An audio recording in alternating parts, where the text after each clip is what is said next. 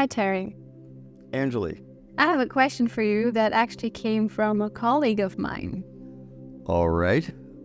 And it made me curious because she asked, what would you do if you were in a situation you couldn't do anything about? What are some of those three, or I don't want to limit it by a number, but what are some of those pillars that you find solace or comfort in when you're in a situation that you can't control?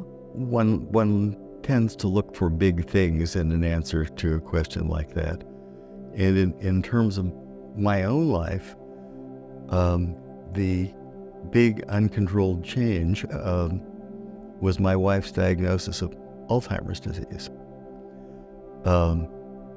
which is a big unknown. And in retrospect, I think the way I've handled it, which is, I think, the way I would choose to handle things, is, of course, first of all, by accepting the situation for what it is and understanding, and also by taking some kind of positive action.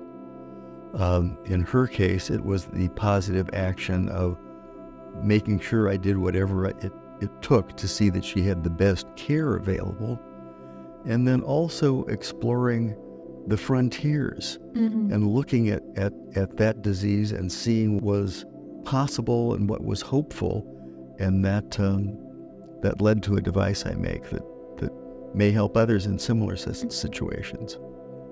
But again, it's acceptance, it's being positive and open, and being curious. Right. And I think that's a pretty good prescription for dealing with unanticipated change, whether it's big or little, or happy or sad. Well said.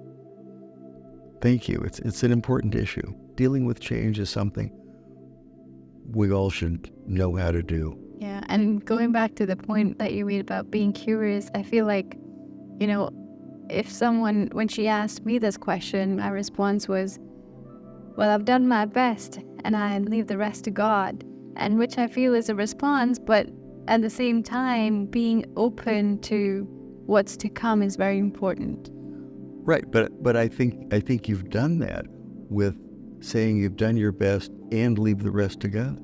That really is a matter of being open. You're not closing any doors. Right. I think that's good.